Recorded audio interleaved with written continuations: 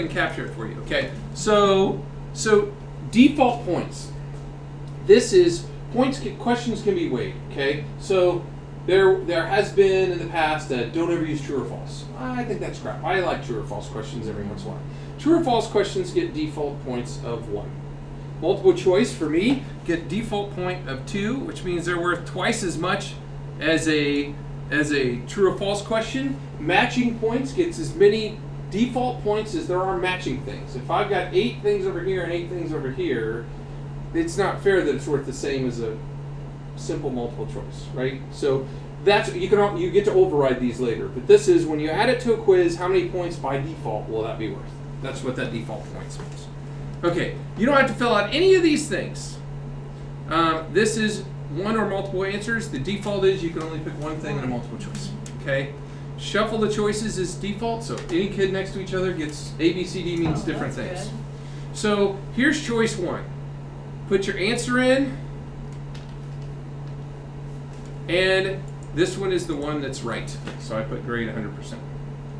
One question has to be worth 100%. You don't have to put like A large. No, it does that on. It does that because it's rotating. It won't be there. It won't be A. It won't be A every time. It'll come up 1/4 of the time it will be A. Oh. See? So you say what the right answer is that's worth 100%. Now, let's say how big is a whatever biome. I don't even know a good question that biomes, but I remember doing a biome project in 7th grade, so it always comes up in my head. So maybe there's another choice. Medium is not right, but you're willing to give them partial credit. So you say that one's worth 50%. How can that be? Oh, if they okay. choose that so one. they get 1 point out of 2. Yes. Small's worth nothing. I don't even know what the question is. Tiny is worth nothing. Okay? So and you can have as many answers as you want. So it defaults there's 5, but you can say give me 3 more. Again and again and again. You have multiple choice with 20 options on there. Sure, but if you just want one right one, you can just stick with the 100%. No. Yeah. I was just pointing that out, that if you wanted to give partial credit on something, you could. You could have that, and all the other ones worth none. Yeah. Okay. So I'm gonna. You could have only 2. You could have only 2 answers. You could have just A and B. How do you tell them A, B, C, D? Where was that? How do you tell them? Hold on. It will do it. It'll do that on its own. So here's the. How big is a large biome? And the answer is large. So that okay, so when you're done, now just so you know, you can give them feedback to any answer. You can say you're an idiot. Okay, I wouldn't do that. But you can, if they pick tiny, you can say tiny biomes are blah blah. You know, you could take, there's lots of extra time you can spend. That's all you have to do. Give the possible answers, tell the system what the right one is, that's the one you gave 100% to. And then I'm going to save. So you don't have to say this is question number 1 or question number 2 or question number. Because okay, so it's automatically by default going to arrange the questions in a random order, and every answer within the question in a random order. So if you got if I preview this one, that's what the little preview thing is. This is what it's going to look like. It's not in the order that we just set it up. Okay, they're going to see. Oh, I said ho. That's what we were saying. Okay, so I didn't see that. So they're going to see it in this order. The next time we preview it, it's going to be in a different order next time. So awesome. Every kid, when they take a Moodle test, if I got 10 kids in here and 50 questions, the chance of the student next to the one to them having the same question is very small. Okay. 5% chance by that math, and the chance of those being in the same order then is even smaller, right? So they can't look next door and go, oh, it was B. Because B wasn't B, B was D, see what I mean? Yeah, so they have a 25% chance of 5% chance of it actually, of it being the same. Yeah, and that's so if you need to edit it, I can just hit the edit button there, and I can change ho to how. And obviously it's a regular Moodle box, so you can have videos embedded in here. You can use the calculations thing embedded. You can put anything in that text area that you want. You could have them watch a video and then answer the question on that video for that specific question.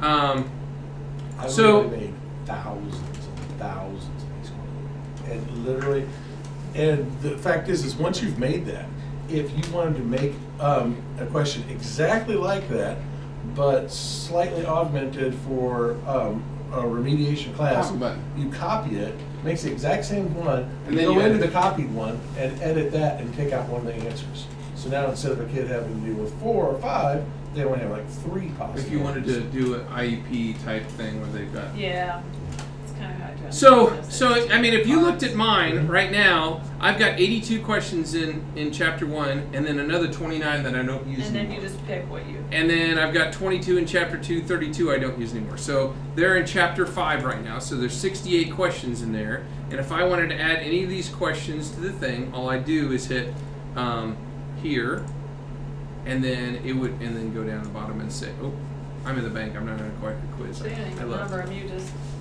section 5.9. It automatically, yeah. So all my you could see. So that's chapter 5, ICANN 9. Yeah. The only reason I have that is because, and we haven't really done it this year, but you know, last year when you said, hey, I want to know how your kids did on different ICANNs and how you figuring that out. Well, all I do is the Excel dump of this, and I put I order them by their ICANN statement, and then how many got this right, how many got this right, and I immediately know how my kids did. Also on the quiz itself, I know, did I get to all the ICANNs? Because if I give an ICANN I taught it, I should have at least one question on the chapter test, right? Yeah. Yeah, you literally can make a quiz that is just chapter 5, number 9 ICANNs, that's completely random, and it picks just 10. If you have 20 questions that were 5 9s, Yeah. you could tell it to randomly pick 10 and throw them in here. So there is no Are you way talking about whatsoever. the daily quiz thing? Hmm? Yeah. Well, you could actually set it up so that there is no way on God's green earth that any kid has one test that looks like them, Yeah. but it all asks questions that are relevant to 5 9. So, I wish, Liz, before finals, I don't know if this is possible, Brian, you know how we used to go in the computer lab? I think it'd be awesome to go in there and just start to do it our own, so that if we have questions, we can ask you right then and there. Because what happens is I watch your videos, and I do all this, and then I get a glitch. Some glitch happens, and I don't know where to go, or what to do. So, it'd be nice to do it real time, just a brief one. Everybody do a brief one, do a trial, and then go back and do your big one on your own. Well, it's like if you happen to have a plan in the morning and you're trying something out, you get stuck on it, you can call me. I mean, every morning I have one class of students, and they're 5th graders. All they're doing is typing. So, I can usually help you out with it. What's the thing that I can't find my password? What? Password for what? Oh wait, I'm not in the quiz anymore. So once you get the questions in there, really, that's the. It's really easy. Just get the questions in, and then it'll randomize It them. randomizes them, And it it numbers grades them them. and everything? Yeah, it does everything. And then when they're done, I can go in. Let me go to my. There must be a way you set it up, then after for them to take it, right? And so let's see. So, like, if I if you do it, let's say if your class is set up by section, chapter, Chapters. and chapter actually has like say 4 sections in it or something Yeah. like that. If you broke them down by sections like that, then you have them working through quizzes dealing with each one of them. Yeah. And